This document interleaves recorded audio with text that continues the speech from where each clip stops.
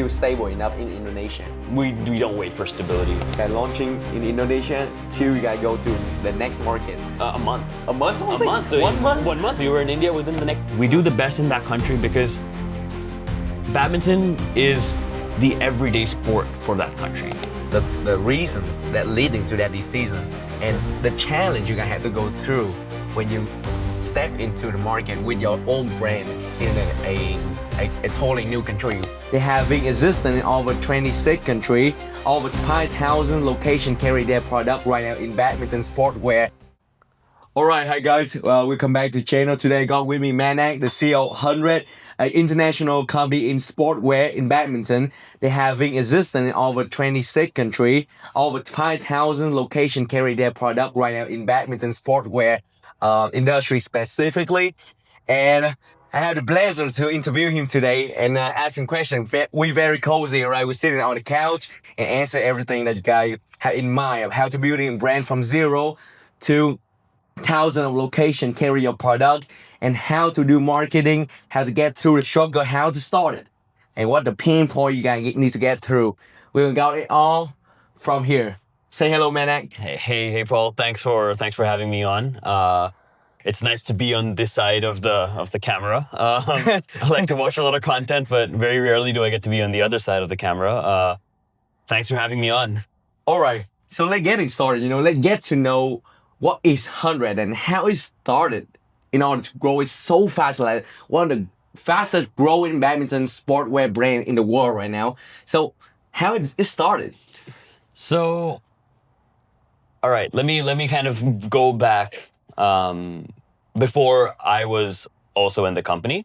So we're part of Sunlight Sports. We're a large-scale sports distributor. Understand. In the world. So it was started by my father in 2009 with his team of colleagues and now very good friends from Indonesia, Malaysia, Thailand.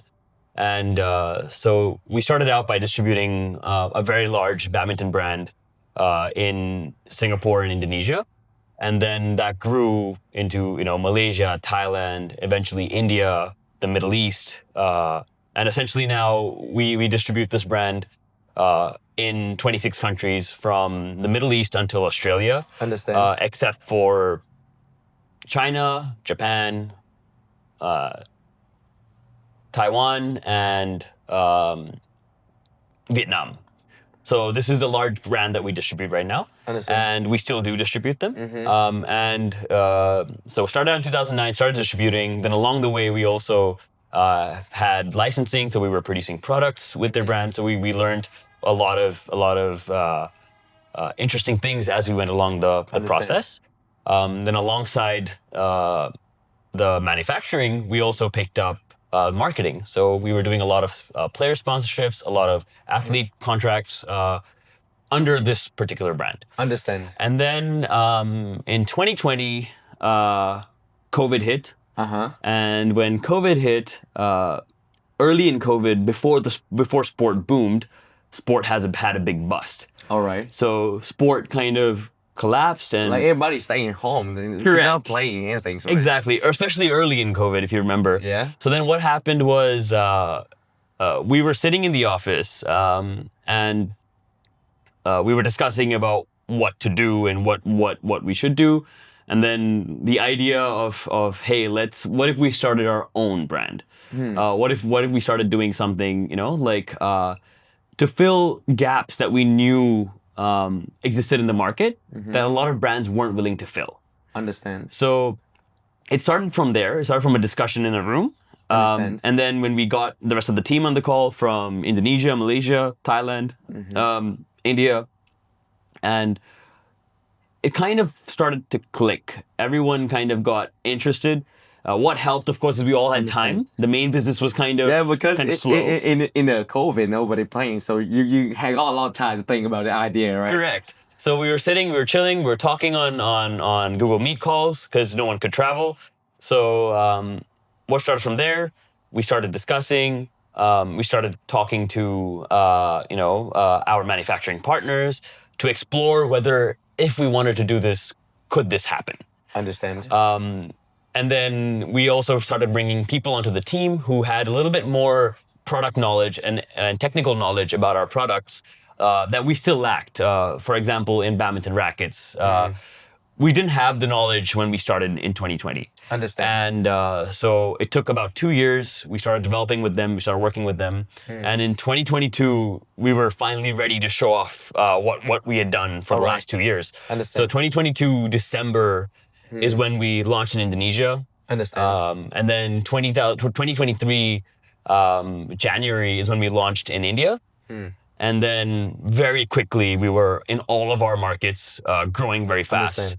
So why do you guys decided to go with Indonesia first? Like what are the reasons that leading to that decision and the challenge you guys had to go through when you step into the market with your own brand in a totally new country?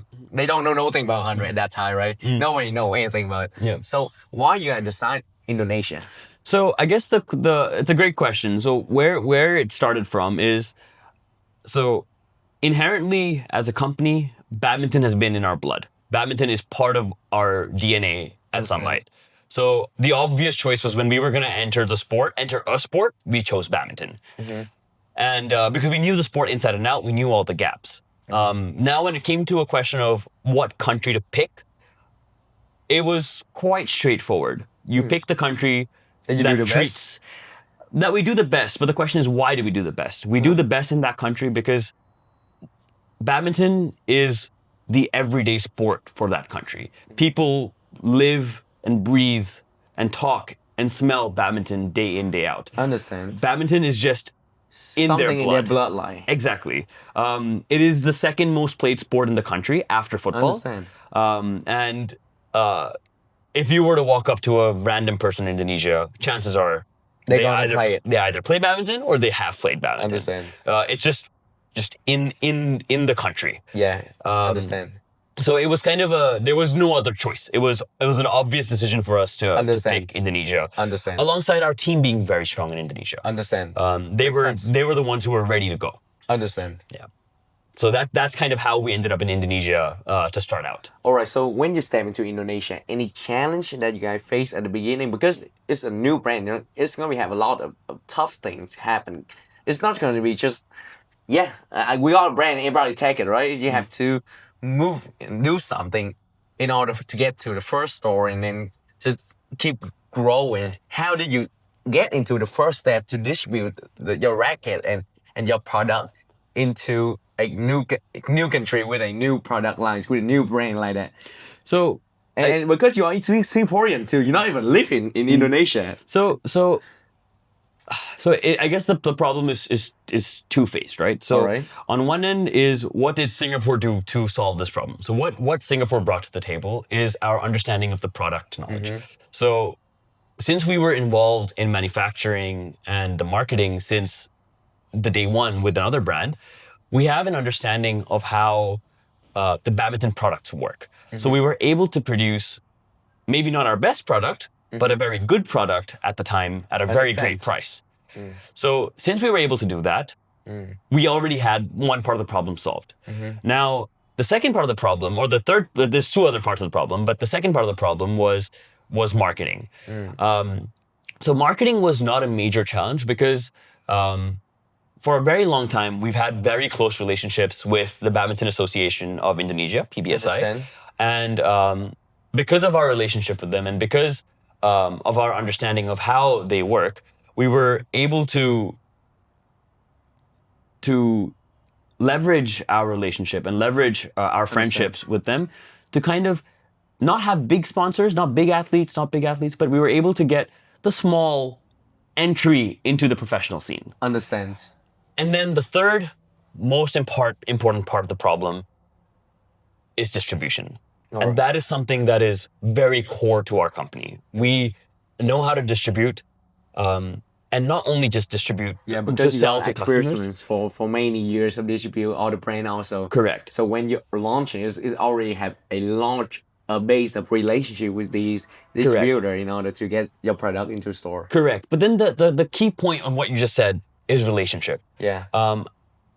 The relationships that we maintain with our customers I would love to believe that it's unmatched compared to any of the other distributions or any other distributor partners that they work with.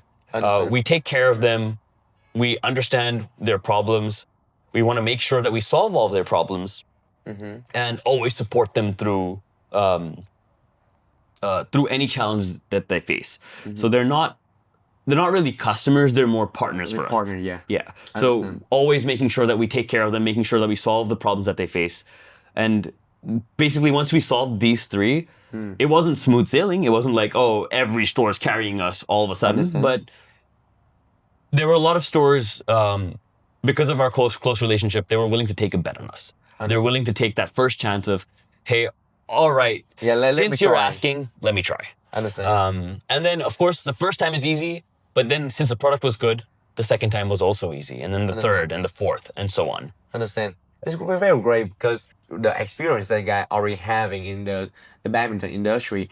So when you launching your product, it's already good product because you understand market in and out. And when you give it to your partner, it's like a long relationship that already built from the beginning to now. So it's very easy for you guys to get into the first store. Like which moment you guys feel like, oh, this could be something? Like, because it's a format, right?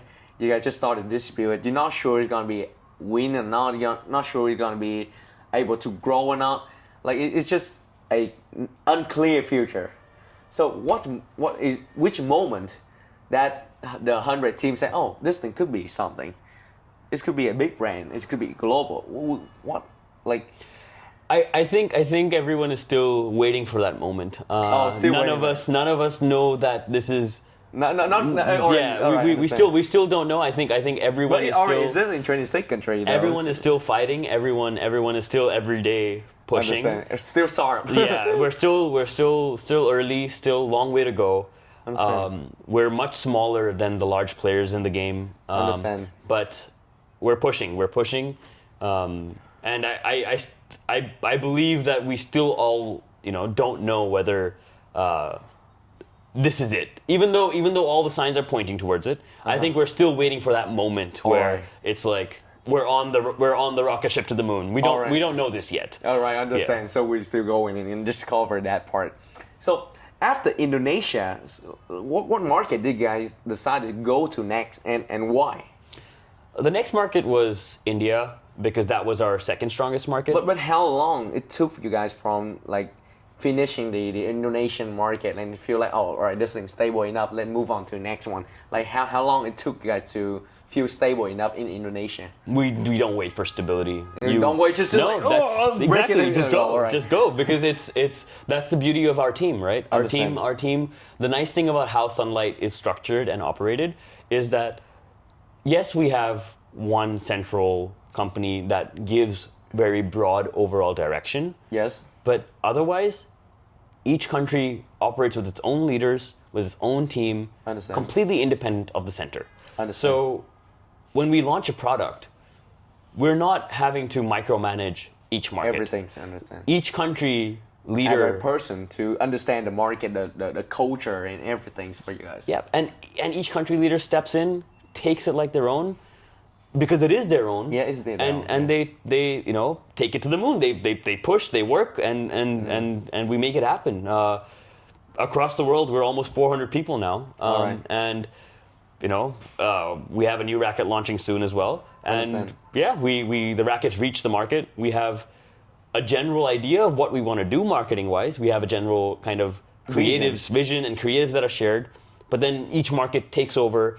Or each team, a different approach. Yeah, each team takes over and caters the marketing, caters the product for that market. I mean, all right. So you guys don't wait for stability. You guys jump next to India after just launching in Indonesia. So how long from the moment you guys launching in Indonesia till you guys go to the next market? A month. A month only? A month. So 1 month? 1 month. We were in India within the next month. That fast? Yeah. But I mean, so it wasn't like all right, Indonesia is done, now start India. Yeah. So from day one, from day one, we knew that we had to go Indonesia, India, Thailand, Malaysia. All right, so to plan it already. Exactly. We already knew that, okay, all the countries are going to receive. So even the gap that you see, like the month or 2 weeks here and there that you will see between the countries, It is purely because of shipments. It's not because of... Not because of you guys. Yeah. Or it's just go it all. Any place we could do it all. Yeah. Okay. And that's one That sounds crazy. But that's one of the most powerful things, right? So why Sunlight works, or what helps 100 really do well, is the distribution. Sunlight's distribution and scale. So when we, even as a new brand, when we went to order, for example, Flutter, or the first 20 racket ranges that we launched, right?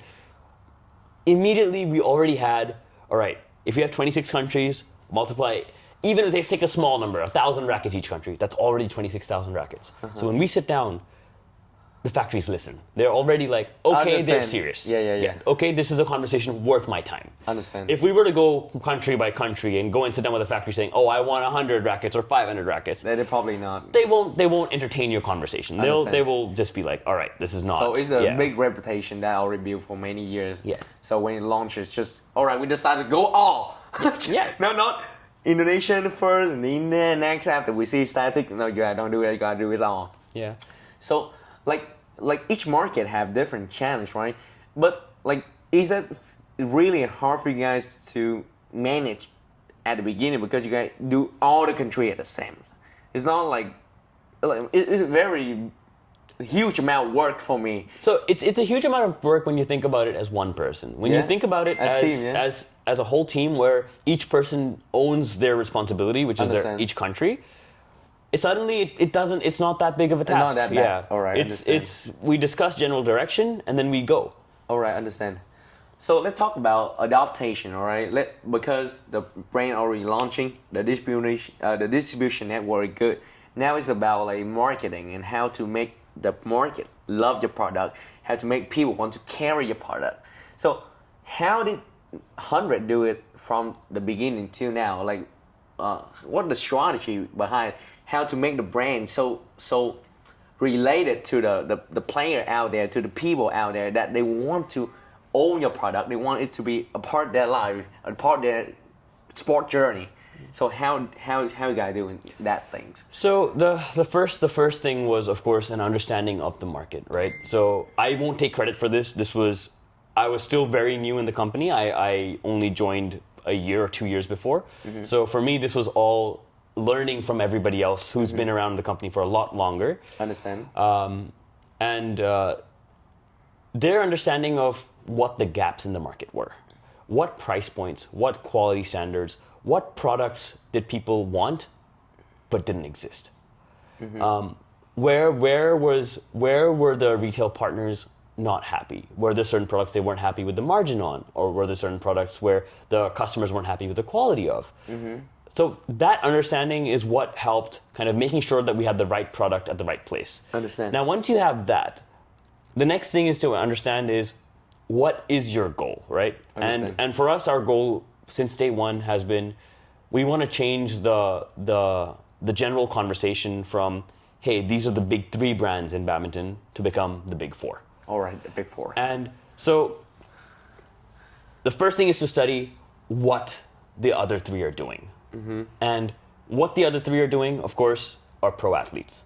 Mm-hmm. So the first step was, hey, let's go get pro athletes. Mm-hmm. But that was very difficult because no pro athlete will sign with a new brand. Yeah. Because they don't trust you. Uh-huh.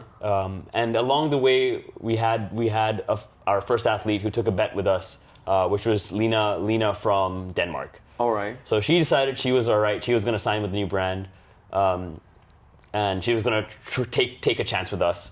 So she starts with us, and then the first problem comes up. Hey, I don't like any of your rackets. These suck. Really? Yeah. She say that? Yeah. So because it was not. We knew how to make rackets now by this point, but still not pro rackets. All right, understand. So from there, now it was a process of working with her. How to improve the product to pro, yes, right? How to improve the product, how to make a racket that a pro will want to use. Understand. So from there we started building those rackets out for her. So when she did eventually sign and she did start playing, so we did have a racket that was that she was able to use. All right, and up to her standard. Yeah. Correct. And that was the Battle 900, still one of the very popular rackets we sell. And then the next challenge we faced was shoes. we always knew shoes were challenging. Why? Shoes are very interesting. Shoes are challenging because how different feet are across the world. So as you move from Japan and you go east, first the feet get wider. So from Japan, as you move east towards like Southeast Asia, China, so towards Southeast Asia, you will start seeing that the feet are broader. All right, broader. So the forefoot is very broad. Understand. But then when you go, if you look up in China, feet are very narrow. Japan is very narrow. China is very narrow. Southeast Asia. I didn't know that. Southeast Asia very broad. South Asia is less broad than Southeast Asia, but more broad than China. Understand. So that's like your India, Bangladesh, Sri Lanka, Pakistan. We have broad feet, but not as broad as Southeast Asia. And then when you go further east, you start hitting into Middle East. Middle East is still narrower than South Asia, but still not as narrow as China. Understand. And then when you hit Europe, suddenly feet are narrow again. All right. And then by the time you get to North America, feet are even narrower. All right. And then not only that mix, but then also the shoe size mix. So, for example, the average size in the U.S. is larger than the average size in Vietnam. In Vietnam, the average size, if I'm not wrong, for males is 42 euro. All right. Where in the U.S. it's probably like a 44 or 44 and a half. Understand. So the feet on average are larger. All right, understand. So, the racket is simple because it's just one size, one hand, everybody. Correct. Yeah. And the fit is like this and all that. Correct. So how did you figure what to do next after all this information? Because I'm already confused. So it sounds complicated, but it's not that complicated. So right. it is relatively straightforward. So what happens is when we sign the pro athlete, we give her a shoe. She was like, no. It was just no. I can't use this. I don't like it. I can't use this. All right. So for the first. Why? Why? Because her foot was very narrow. We were making shoes because most of our market is Southeast Asia. All right, I understand. So Makes we're sense. we're making wider shoes. So for the first couple of months, she just didn't use our shoes. All right. Her foot was narrow. Her foot was short. Was not tall like ours. So the solution was, all right, let's go back, get feedback. Go back to the factory, rework with the team, redevelop, send her a sample. No. All right, go again, make a sample, send to her. No. And we went through many cycles. So she was like a person in your team R&D the stuff for you guys. Correct. All right. And today, even with 60 over athletes, she's the only athlete today that still doesn't wear our shoes.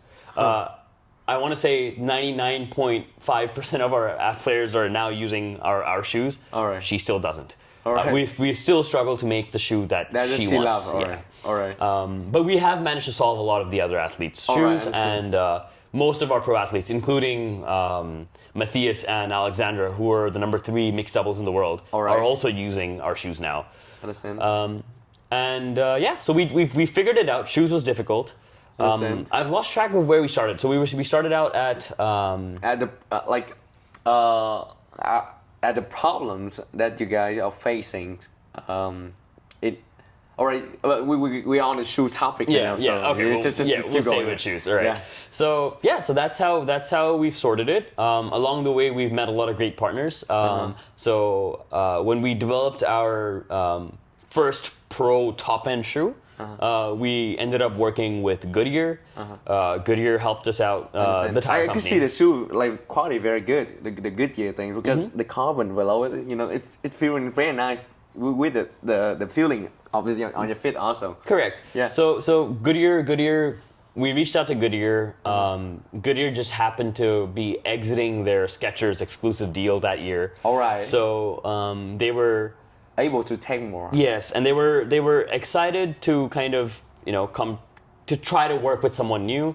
I actually made a trip to Vietnam. So they have a plant near Hanoi, about an hour or 2 hours out of Hanoi, where they make the Goodyear outsoles. Understand. So I visited them. We met the team. It was kind of an instant click. It was very nice. Fall in love. Correct. And then from there, we developed, ended up with a very good rubber compound. Understand. I remember where we're going. We're going with the marketing visions. And then that's why we're flowing from the racket to the shoe about improving the product of why should we get it better and understand the market, how to make it fit in so that we could do the marketing, and that's the reason why we came up with her at the beginning. Yes. Yeah. So if you want to go back Atlas. to that, so basically, the question you had asked was the marketing vision, right? So so you study what the other brands are doing. Yeah. So pro athletes solved. Yeah. We take pro athletes, make sure that at the minimum we're doing something similar to them. Understand. And now the third step is look at what they're not doing. Understand. So what they not doing? And what they weren't doing at the time, now I guess everyone is kind of catching up on, was creators. They were not working with creators. A lot of the brands would tell creators that, hey, my athletes are my creators. And what that left was there was this huge gap in YouTube, on Instagram, on TikTok of badminton reviewers, badminton creators. There was no ecosystem that existed yet. Yes. That existed for tech, that existed for cooking, that existed for so many different categories, but badminton was very subpar. So along the way, I made a lot of new friends, a lot of new relationships with my friends, like the CKU and badminton, high tech badminton. Out of Canada, there's a bunch too, and honestly, if I had to say what was the one thing that helped 100, were creators. We are a creator-led brand. We're a brand that was built by creators. Understand. Our athletes are an important part of the story that help us, get the credibility, recognition and credibility. But creators are the ones who told our story. Understand. Creators are the ones who. So it's the influencer around the badminton field in those countries. They're telling the story of 100. So how did you approaching these people in order to build these network or influencer and network for athletes, all of these connections to make it to a snowball, just rolling, and make people start to fall in love with the product, want the product in their lifestyle. How did you do it? And so this is interesting, right? So whether it's if you talk to an athlete of ours, or if you talk to any of the creators, or if you talk to our partners, like our customers, right? I think that the thing that helps the most is, or even our team, even our own, or all of our team, the thing that matters the most is treating them like family, treating them honestly and as your friends. I didn't have to do much. Understand, because the team also carried the correct. things. But talking to, for example, so if you ask me how did I get in touch with the creators, I just DM'd them. I DM'd them. Just text them. I said DM them, and my DM was always, "Hey man, I love your content. Yeah. We started a new brand. Would just love to have a chat. I would love to talk to you. Maybe there's something we can do together. If not, we make a new friend." All right, I understand. And that was the only conversation I would have, and then we would talk, and we would have the common point of badminton to have a conversation about. And then I also have a lot of opinions about content. So I would give a lot of strong opinions about content. Understand. And and I guess the main thing was when we talk to them. Whenever I've spoken to any creator or any influencer, I don't like calling influencers, but okay, creators, I always go with the aim of making a new friend. I don't go in with the mindset of, hey, I want to get this out of a person, or I want this video, this is how much I can pay. Understand. It's really a matter of, hey, this is what I'm doing. Yeah, this is our vision. Yeah. It's my vision. I love what you're doing. Is there something, maybe there's something we could do together. Understand. This is what I'm working on next. Tell me what you're working on next. Understand. I'll give them opinions about what they're doing, try to help wherever I can. So there was a lot of times where I've tried to help our creators with either design work or help creators with ideas for content. Even as far as at times pay for content that doesn't represent our brand. Understand. So some of the creators that I reached out to or worked with at the time were maybe 2,000, 3,000 subscribers. Today at over 1 million. And that's kind of how I've gone about it. Understand. All right. And also because the influencers got their fan also, and the pro athletes got their fan also, and they started to see 100 appearing everywhere, and they started to have the idea, my influencer got this, my content creator got it on their hand, so maybe should try some. So that's how people started to got idea they should get 100 racket, 100 shoe, all that. So very interesting. next is gonna be about the Vietnam market because we are in Vietnam right now, and it's a totally new market with 100, and it's also new with your corporation, like the Sunlight corporations, because you guys don't have the distribution network at the beginning here, right? So it's like a totally new story for you guys. Everything had to be started from the beginning. And that's why you're here also. There's no one here at the beginning. So you have to build from the basics, and you have to build a brand here. You have to introduce yourself to all the new people, all the new regulation, rule, and confusing thing that's gonna come up to you. So why did you guys decide to go to Vietnam market? That's gonna be questions. So why we decided Vietnam was this is the point at which, all right, where when you asked earlier, how do you pick the next how did you decide to go to a new market? I think Vietnam was a question of when I think we all kind of believe that, all right, now things are stable in the other markets. We have leaders in all the markets who are able to handle. Let's pick a next challenge. Understand. And Vietnam was a market that we knew existed. We know that it's a badminton playing market. We know that people love badminton here. Yeah, people do love it. And so that's kind of what drove the idea. At the beginning. Yeah. So why not China? Like, because they also having all these characteristics that you're describing, right? Why not China? So why not China? I think China is, maybe it's such an internal fear, like for our it's team. It's too big right now? Yeah, it's a different beast. It's a different beast. All right, it's 70% of the world's badminton market. Really? Yeah. Is that big? It's huge. It's massive. And we worry a bit about whether we have the appetite or the capital in order to get to really take on China. All right. Will we enter China? Yes. It's only a matter of time. When?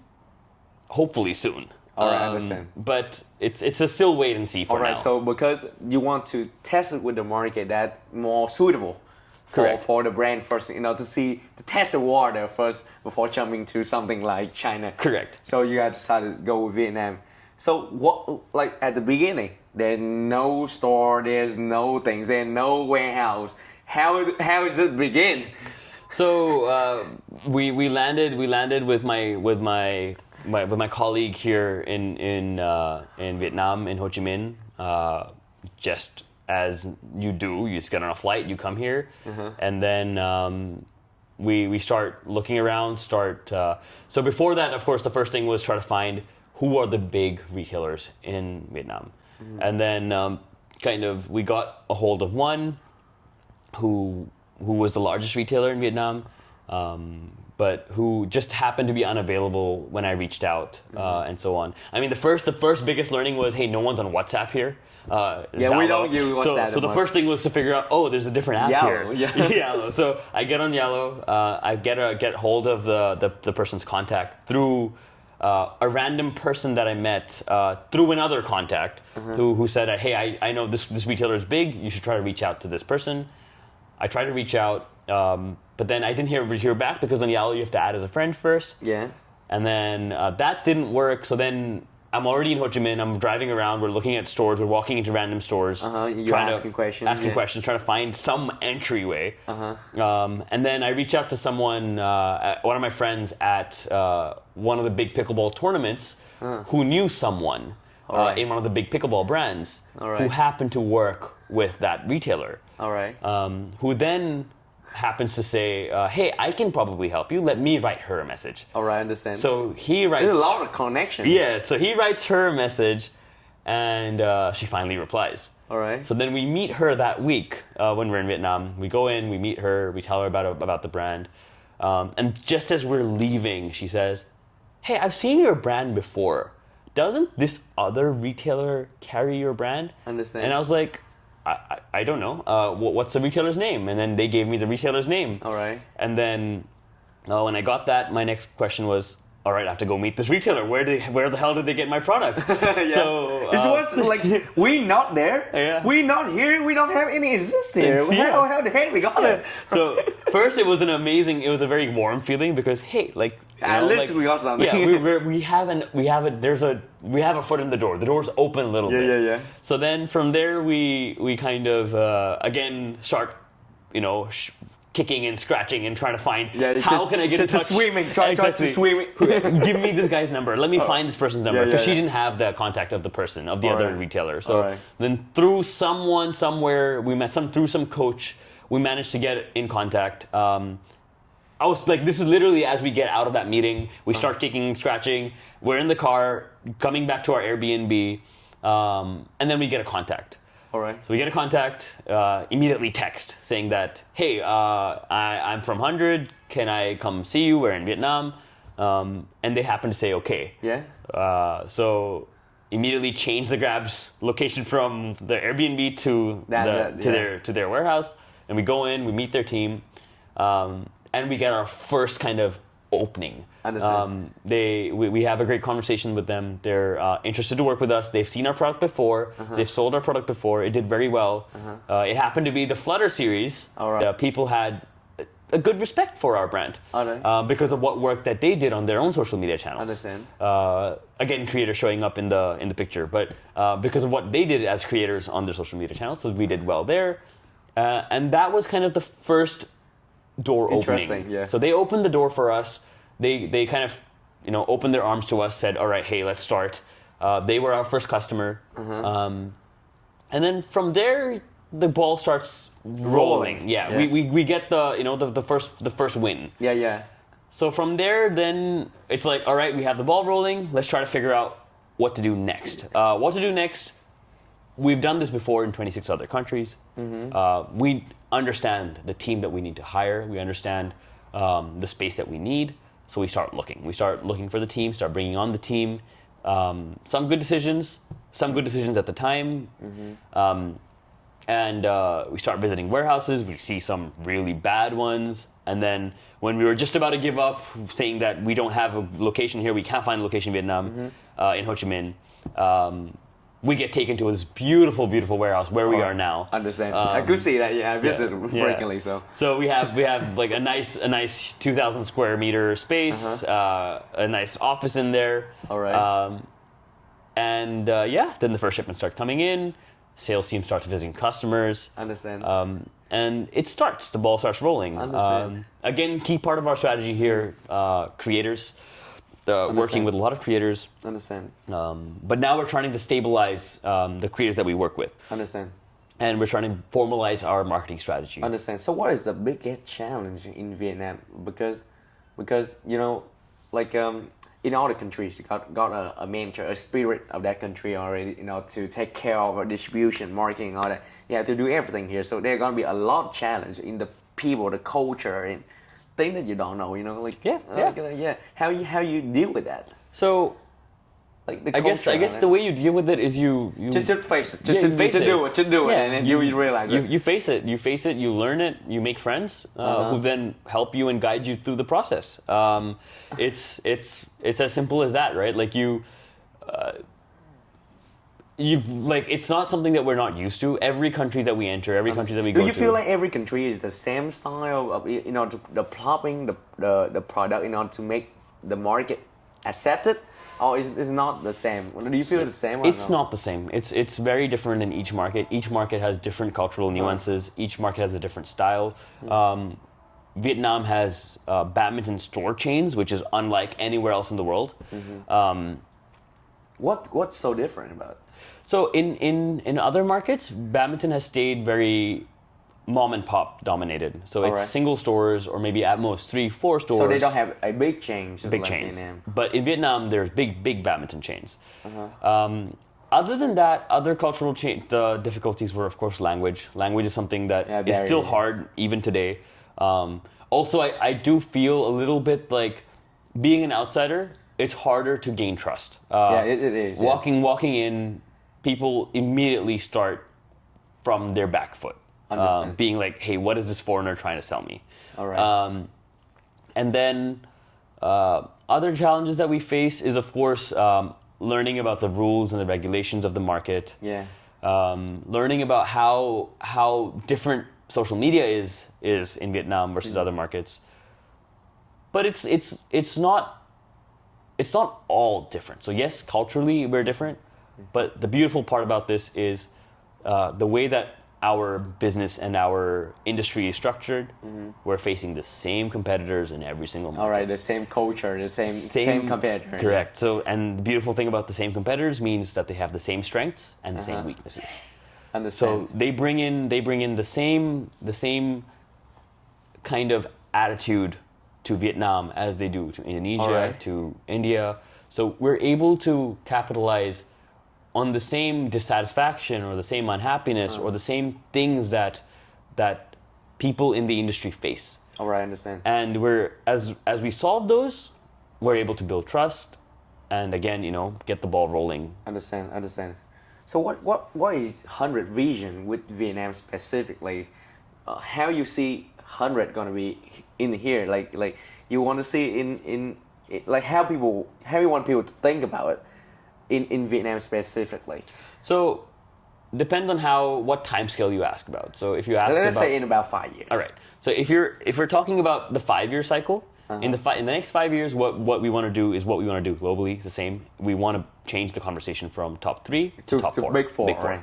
And then from the big 4, the next step is, of course, we want to become number 2 and then number 1. All right. That is our goal. And now how we plan to get there is having products at the right price for every player, whether you are a player who plays in your backyard for the first time, or whether you're a kid learning with the coaching. So go with the journey from beginning to the end. Correct. So when they start with us, the hope is that they stay with us.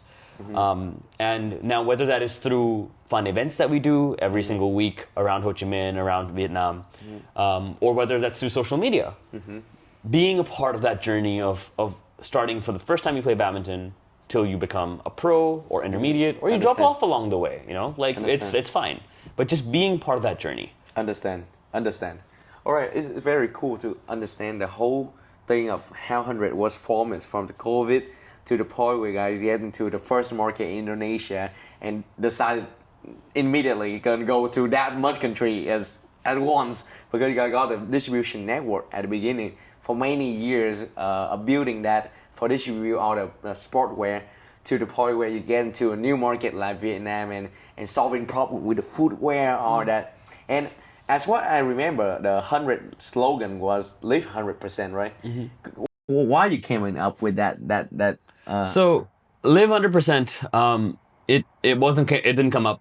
I didn't make it. It was made by my dad. All right. So his kind of vision or kind of belief, not only as a team, what we believe in, or as a brand, what we believe in, it is about pushing everything to the limit, making sure that everything that we do, everything try to be better every single day. Correct, and everything that we do, we try to give our best at. Understand. So even a lot of markets, a lot of customers today might think of 100 as a value brand, as a cheap brand or a value brand, but what we believe is our live 100%. Now, what does that mean? It means we're not value or we're not cheap. It means that at every price point that we enter, we deliver the best we can. The best value. Correct. Yeah. Not value. At every price point, compared to any of the competitors that are in the market, we want to be equal or better. All right, I understand. We're always striving to be the best we can at every single product that we enter. Understand. So if we're not in a product category today, for example, in Vietnam, we're not in the 5.5 million price point bracket. Why we're not there is not because I don't want to sell a racket at that price point. It's because I know today I cannot make a product that exactly matches, or not exactly, I can probably make a product that matches, but I can't make a product that better. Understand. So I will only enter that price point when I'm confident that we got better. Understand. And that's kind of where the live 100% came from. The ethos is. That's what it is for us as a team. And then, of course, as a brand, we want our athletes, we want our customers, we want people who wear and represent 100 to feel the energy, the spirit. Correct. They're giving their 100% when they're Understand. playing. Yeah. All right. So very cool conversation with Manak. You gotta understand the whole journey now. And if you want to holding the racket that people using 100% of their time, money, effort into building that, create that, so that you could, even a starter or even you're a professional or playing right now, you could get the best on your hand go and buy some 100 racket, because you're gonna love it. They also got bags and string and shoes and many other great product. I tried this shoe, I love it. And if you are a shop owner, any badminton store, you should try the product also. Please reach out. Please reach out. Please reach out to 100. Man, I'm gonna be happy to shake your hand, to go on journey with you, to be great partner, because they did that for many years already. It's not their first time. They're one of the fastest growing badminton brand in the world right now for their sportwear, and also they got experience in being great partners. All right, that the whole conversation about. In conclusion, what I hear from Manak is relationship. From day one, 100 was built based on relationship. Until now, when enter the market of Vietnam, it's still based on relationship with a friend to a friend to a friend. So they surely know what they're doing. Do you have any conclusions for the shop owner, for the people who might interest in your product? Do you want to share anything with them? Well, I mean, first, thanks a lot for doing this, and thanks a lot for saying all these nice things about us. Right. I think we have a long way to go, but I think we have a lot of value to bring to stores, to players, to athletes. Whether you're starting out, whether you're intermediate, whether you're a pro, Understand. whether your store is a single store, or whether your store is multiple 90 stores. Yeah. I think we bring a lot of value and a lot of experience that can solve a lot of problems that these stores and all the stores face across Vietnam. And yeah, I mean, as you said, it's relationship. Sunlight. We value every single person, every single relationship that we have. Understand. And we take care of everyone who takes care of us. Understand. So you want the best relationship in business? You go with 100. All right, thank you, man, for the whole conversation. Thanks, Paul. And that very great conversation. I learned a lot from you, and hopefully that we could meet each other in the future and do something like that. All right. Sounds good, Paul. All right. Thank you. Thank you so much.